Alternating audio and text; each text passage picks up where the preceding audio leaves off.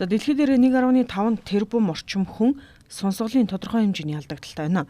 430 сая орчим хүн нь өдөр тутмын амьдралд хүндрэл учруулах хүч хүнд хэлбэрийн сонсголын алдагдaltaаг их судалгаа гарчээ. За хэрвээ сонсгол бууралт дүлээрлээс урьдчилан сэргийлэх арга хэмжээг авч хэрэгжүүлэхгүй бол 2050 он гэхэд дэлхийн 2.5 тэрбум хүн сонсголын ямар нэгэн алдагдaltaй болох төлөв ажиглагдчихэ. За технологи дуу чимээний бохирдол эрс өссөн энэ үед сонсгол буурах эрсдлээ сэргийлэх ажлыг уялдаа холбоотойгоор оншилж эмчлэх болсныг эрүүл мэндийн яамнаас танилцууллаа.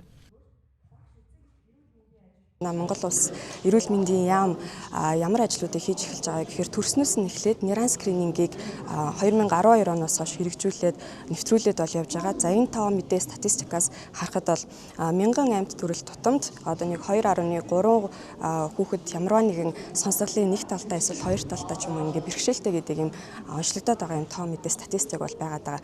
За ингээд энийг бид нөр урьдчилан сэргийлээд эрт илрүүлэхгүй бол энийн цаашаага өвчлөл болж тухайн хүүхдийн боловсрал, эрүүл мэнд, яриа. За дээрэс нь амьдралын чанар гэдэг ийм чухал амьдралын факторуудад айгүй их сөргөөр нөлөө үзүүлэхээр ийм асуудлууд болж эхэлдэг. Тийм учраас бид нар энэ жил яг 3 сарын 3-ыг Дэлхийн эрүүл мэндийн байгууллагаас болон бусад олон улсын байгууллагаас жил болгон сонсголын өдрийг болгож одоо тэмдэглэж авч явдаг боловч энэ жилийн онцлог нь юу вэ гэхээр яг хүүхд рүү чиглэсэн хүүхдийн сонсголыг хамгаалъя гэдэг урайндар бол явагдаж байгаамаа.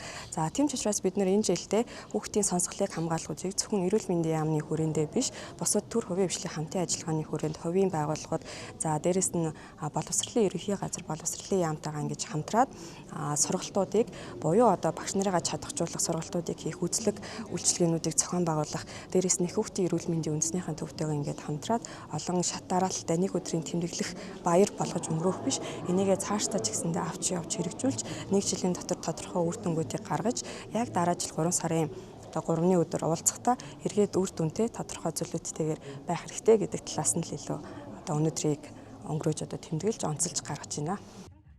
Их хүүхдийн эрүүл мэндийн үндэсний төвийн хийсэн нэгэн судалгааны хүрээнд 2019-с 21 онд нийслэлийн 6 амарчих газарт 66444 няраг сонсголын скринингэд хамруулжээ.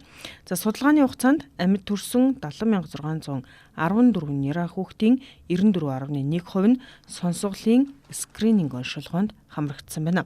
Давтан скрининг болон онш батлах шинжилгээгээр нийт 150 хүүхэд сонсгол бууралт дүлээрэлттэй онцлогджээ. За сонсголын скринингэд хамрагдсан 66400 гаруй хүүхдээс 150 хүүхдэд аль нэг за эсвэл хоёр талдаа сонсгол бууралт дүлээрэлт онцлогдсон нь 1000 төрөлт тутамд 2.3 тохиолдол байна гэх дүгнэлтийг 2019 онд хийгдсэн судалгаанд дурдж байжээ. За харин хамгийн сүүлд буюу 2024 онд нэг эсвэл хоёр талд сонсгол бууралт дүлээрэлт 1000 амьд төрөлт тутамд нэг тохиолдол болон буурсан үзүүлэлтийг өнөөдөр танилцууллаа.